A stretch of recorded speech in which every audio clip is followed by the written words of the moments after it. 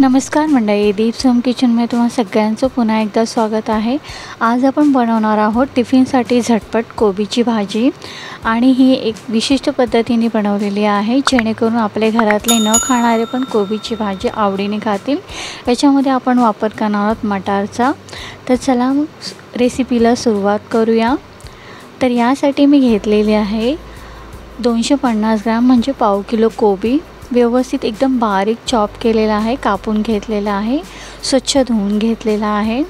आता यासाठी आपल्याला लागणार आहे एक मीडियम साईजचा कांदा बारीक चिरलेला आहे आणि मी यासाठी यूज करणार आहे अद्रक लसूणची पेस्ट जेणेकरून भाजीला अजून चव येणार आहे। आणि यासाठी थोडेसे मटार घेतलेले आहेत, तुम्ही पाहू शकता मी किती घेतलेले आहेत ते, अर्ध्या वाटीप्रमाणे।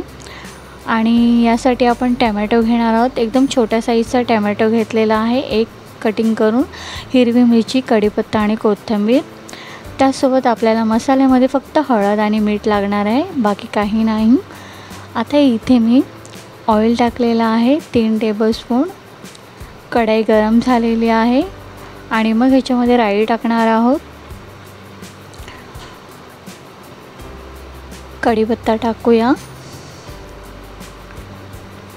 कढीपत्ता तडतडला आहे, आता याच्यामध्ये कांदा टाकणार आहोत।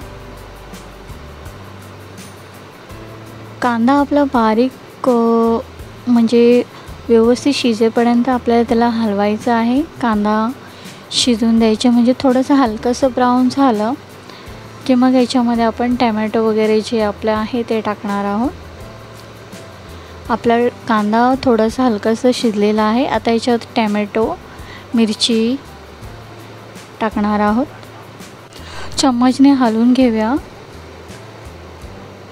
आणि टोमॅटो हे शिजेपर्यंत आपल्याला थोडं परतायचं आहे। हे टोमॅटो शिजला, आता हे टोमॅटो पण आपला शिजलेला आहे, कांदा पण शिजलेला आहे। आता याच्यामध्ये हळद आणि मीठ टाकणार आहोत, एकजीव करून घेऊया। आता याच्यामध्ये आपल्याला अद्रक लसूणची पेस्ट टाकायची 1 टेबलस्पून,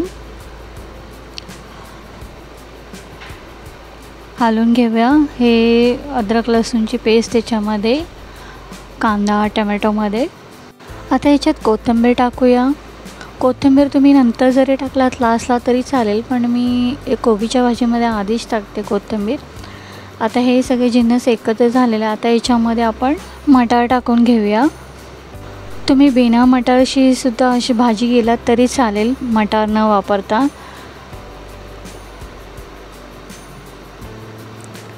आता हे सगळं मिश्रण एकत्र झालेलं आहे आपलं। आता हे मटार थोडं शिजेपर्यंत आपण थोडं 2-3 मिनिटांसाठी झाकण लावून ठेवूया। आता हे मटार थोडेसे शिजलेले आहेत, हलवून घेऊया, थोडं परतून घेऊया आणि मग याच्यामध्ये आपण कोबी टाकणार आहोत। थोडंसं मटार शिजलं, त्याचा कच्चा पण केला की मग आपण कोबी टाकणार। कोबी आपल्याला थोडी थोडी करून टाकायची आहे, जेणेकरून एकत्र टाकली तर खालचा मसाला जो कढईमध्ये असतो तो व्यवस्थित आपल्याला परतायला जमत नाही। त्याच्यामुळे पहिला थोडी टाकून मग ते मसाला आपल्याला एकत्र एकजीव करायचा आहे आणि मग बाकीची कोबी जी आहे ती टाकून घ्यायची आपल्याला। हे एकत्र झाल्यानंतर मग आपल्याला ते हलवणं, चम्मचने एकजीव करणं इझी पडतो। आता हे एकजीव झालेलं आहे। आता जी बाकीची उरलेली कोबी आहे ती पण टाकणार आहोत त्याच्यामध्ये। मग असं केल्याने आपल्याला परतवणं किंवा मसाला जो खाली चिटकलेला असतो तो खाली चिटकूनच नाही राहत, एकजीव सगळं एकत्र होऊन जातो। मटारच्या ऐवजी तुम्ही याच्यामध्ये चणा डाळ पण वापरू शकता, ह्या भाजीला अजूनच चव वाढते। आणि याच्यामध्ये जी अद्रक लसूणची पेस्ट वापरली तर त्या भाजीला अजूनच या चव वाढणारी आहे। आता हे आपली भाजी एकजीव करून झालेली आहे आणि आता आपण हे 5 मिनिटांसाठी तरी झाकण लावून ठेवणार आहोत। आणि मग हे या भाजीला आपोआप पाणी सुटत जातं आणि ती वाफेवरती शिजली जाते। तुम्ही पाहू शकता कशी 5 मिनिटातच भाजी कशी शिजलेली आहे, पाणी कसं सुटलेलं आहे या भाजीला। आता हे थोडं हलवल्यानंतर आपल्याला परत 2-3 मिनिटांसाठी झाकण लावून ठेवायचं आहे, जेणेकरून प्रॉपर आपली भाजी शिजेल। आता ही आपली भाजी एकदम शिजलेली आहे, तुम्ही पाहू शकता। 8 मिनटात ही भाजी परफेक्ट तयार होते। एकदम पाणी पण याचं हे झालेलं आहे, थोडंसं मी हलकंसं पाणी ठेवलेलं आहे जेणेकरून ती जरा चांगली आपल्याला खायला पण। मटर पण बघा एकदम शिजलेलं आहे आपलं प्रॉपर। तर मंडळी, कोबीची भाजी आपली तयार झालेली आहे सर्व करण्यासाठी। जर तुम्हाला ही रेसिपी आवडली असेल तर कमेंट बॉक्समध्ये तुमचा फीडबॅक नक्की कळवा। तुम्ही पण ही रेसिपी एकदा नक्की ट्राय करा, तुम्हाला नक्की आवडेल।